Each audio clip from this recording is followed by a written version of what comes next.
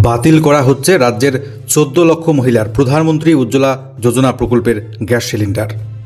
বাংলার মা বোনেদের চোখের জল মোছাতে নরেন্দ্র মোদী সরকার চালু করেছিল উজ্জ্বলা যোজনা প্রকল্প। এর আওতায় বিনামূল্যে রান্নার গ্যাস সিলিন্ডার সংযোগ দেওয়া হয়। গৃহস্থ যে দামে গ্যাস সিলিন্ডার কেনে তার চেয়ে কিছুটা সস্তায় গ্যাস সিলিন্ডার পান উজ্জ্বলা যোজনার গ্রাহক মহিলারা। স্বয়ং প্রধানমন্ত্রীর স্বাদের ওই প্রকল্পকে দ্রুত সাফল্য এনে দিতে কোমর বেঁধে নেমে পড়েছিল রাষ্ট্রায়ত্ত তেল সংস্থাগুলি। গোটা দেশের সঙ্গে পশ্চিমবঙ্গেও বিপুল সাড়া মেলে। রাজ্যে ধাপে ধাপে প্রায় 1,24,00,000 গ্রাহককে দেওয়া হয় উজ্জ্বলা যোজনার গ্যাস সিলিন্ডার সংযোগ। অভিযোগ ছিল যথাযথ যাচাই না করে উজ্জ্বলার সংযোগ দেওয়া হয়েছে বহু গ্রাহককে, কিন্তু এতদিন বিষয়টিকে গুরুত্ব দেওয়া হয়নি। এবার টনক নড়েছে মোদী সরকারের। যারা উজ্জ্বলা যোজনায় গ্যাস সিলিন্ডারের সংযোগ পেয়েছেন তারা আদৌ যোগ্য কিনা এবার তা নিবিড়ভাবে শুরু হচ্ছে যাচাই প্রক্রিয়া। সূত্রের খবর, বিভিন্ন নথি খতিয়ে রাজ্যের পশ্চিমবঙ্গের প্রায় 1,10,00,000 গ্রাহকের ক্ষেত্রে কোনো সমস্যা পাওয়া যায়নি, কিন্তু গোলমাল রয়েছে 14 লক্ষ গ্রাহকের ক্ষেত্রে। প্রাথমিকভাবে মনে করা হচ্ছে ওই 14 লক্ষ গ্রাহক উজ্জ্বলা যোজনার আওতায় আসার যোগ্য নয়।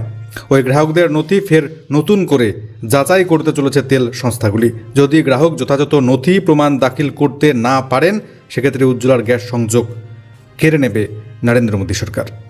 EKYC খতিয়ে দেখে জানা যাচ্ছে পশ্চিমবঙ্গে প্রায় 14 লক্ষ এমন গ্রাহক রয়েছেন যাদের পরিবারে একাধিক গ্যাস সংযোগ রয়েছে। তাই যাচাই পর্বে সংশ্লিষ্ট গ্রাহকের রেশন কার্ড খতিয়ে দেখা হবে।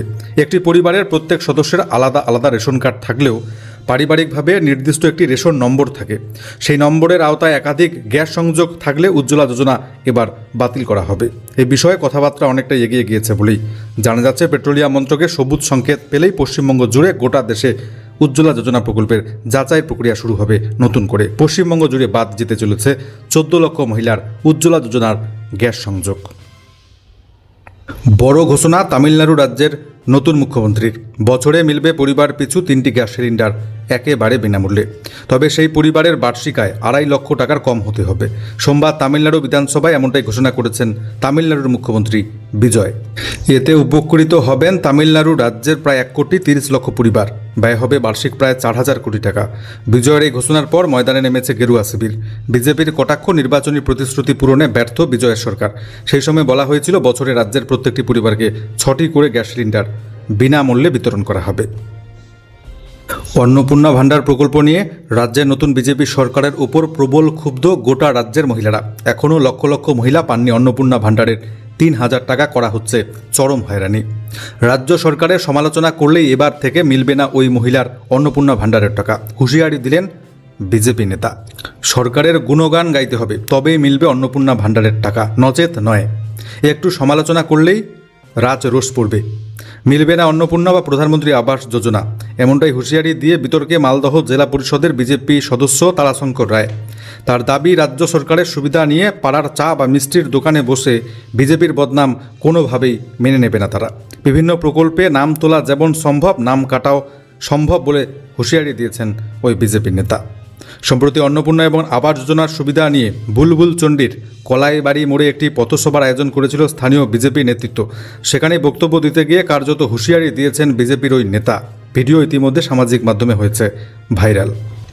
ওই সভায় বিজেপি নেতা তারাশঙ্কর জানিয়েছেন, যারা যারা অন্নপূর্ণা যোজনার টাকা পেয়েছেন তারাও সরকারের নাকি বদনাম করছেন। প্রধানমন্ত্রী আবাস যোজনার সার্ভে লিস্টে নাম উঠেছে, তারাও সরকারের বদনাম নাকি করছেন। আমি তাদের হুঁশিয়ারি দিয়ে, সাবধান হয়ে যাও বন্ধু, নাম ওঠানোর ক্ষমতা যদি আমাদের থাকে, নাম কেটে দেওয়ার ক্ষমতা আমাদের রয়েছে।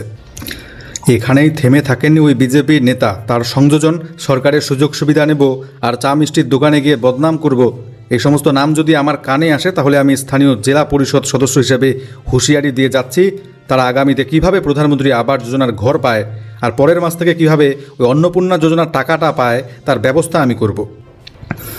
বিজেপি নেতার চরম হুঁশিয়ারি, সরকারের সুযোগ সুবিধা নিলে সরকারের গুণগান আপনাকে গাইতেই হবে। সরকারি সুযোগ নেব আর সরকারের দুর্নাম করব, তার চলতে দেবে না বিজেপি নেতারা। বড় ঘোষণা রাজ্য সরকারের। ফের বৃদ্ধি পেল বার্ধক্য ভাতা, বিধবা ভাতা, বিশেষভাবে সক্ষমদের ভাতা।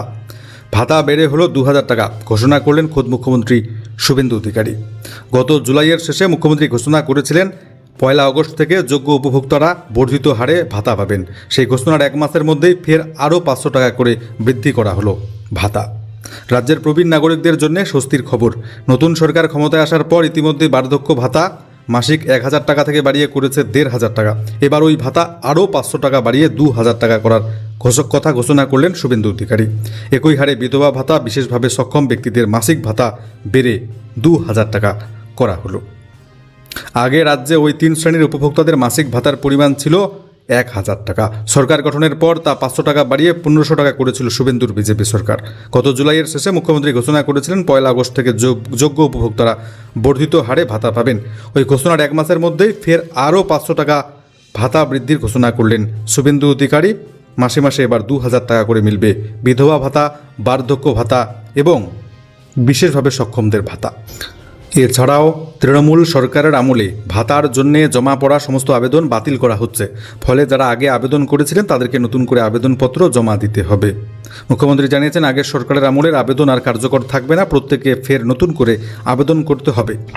তবে মাসে 2,000 টাকা হারে বর্ধিত ভাতা কবে থেকে দেওয়া হবে সেই বিষয়ে মুখ্যমন্ত্রী কিছু জানাননি। প্রশাসনিক মহলের একাংশের ধারণা, নতুন আবেদন গ্রহণ যাচাইয়ের প্রক্রিয়া শেষ হতে সময় লাগবে কিছুটা।